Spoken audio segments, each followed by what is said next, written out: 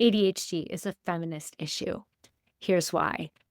The patriarchy defines what it is to be a woman.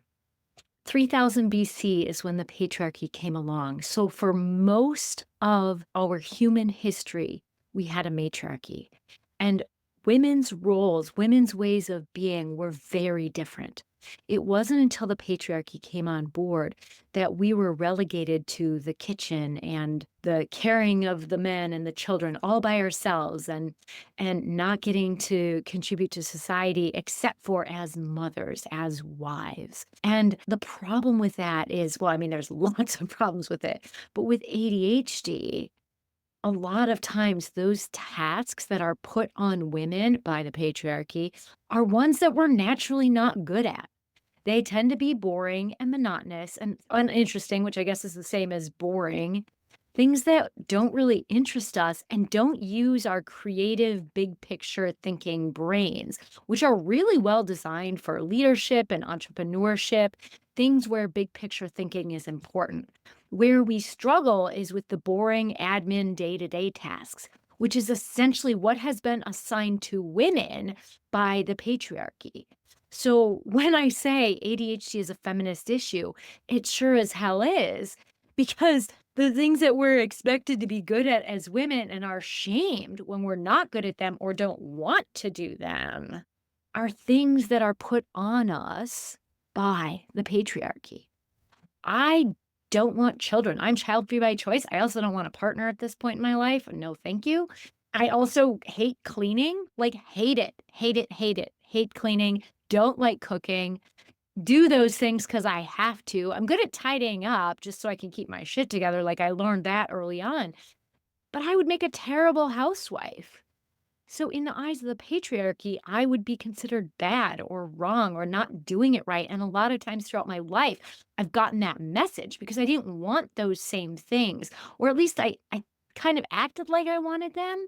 But deep down, I didn't really want them because they didn't align with who I am and how I function as a human, how my brain is wired.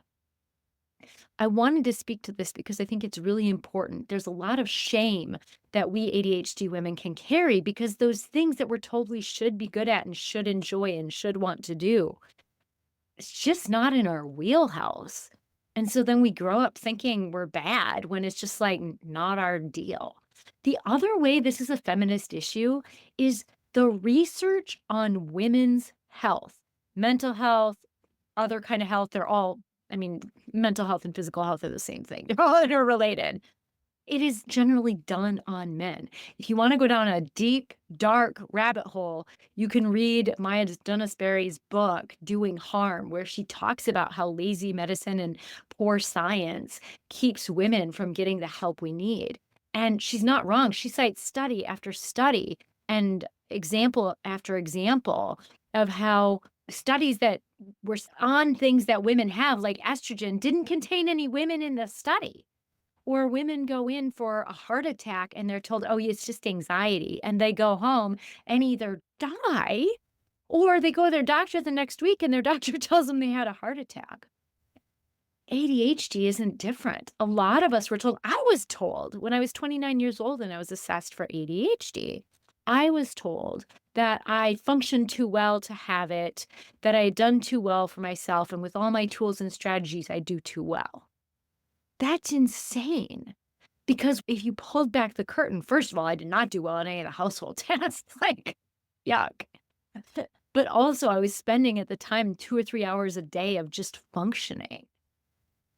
But the expectation is different when women. It can, I believe Doing Harm says, like, it can take us 5 to 7 years longer for any kind of medical diagnosis, including mental health, than it does a man.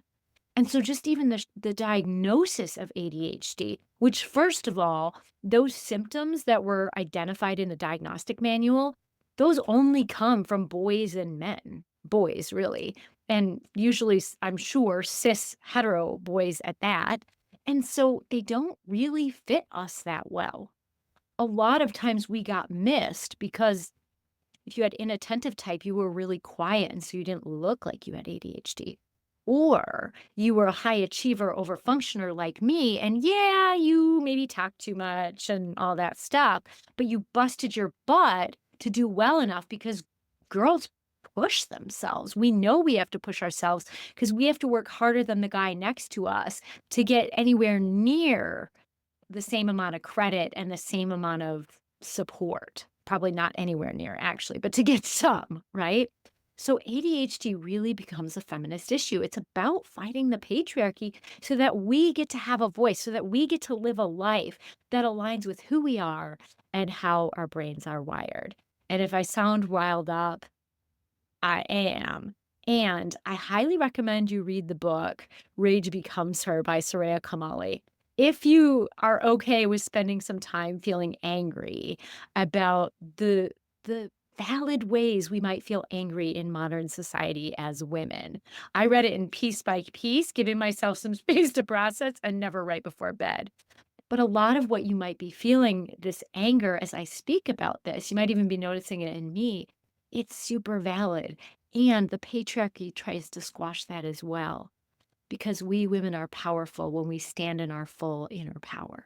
When we're in our potency, we can do great and amazing things. And that is why they try and squash us. If you're not subscribed already, I'd love it if you'd hit that subscribe button and be sure to comment. Let's get the conversation going. See you next time. Take care.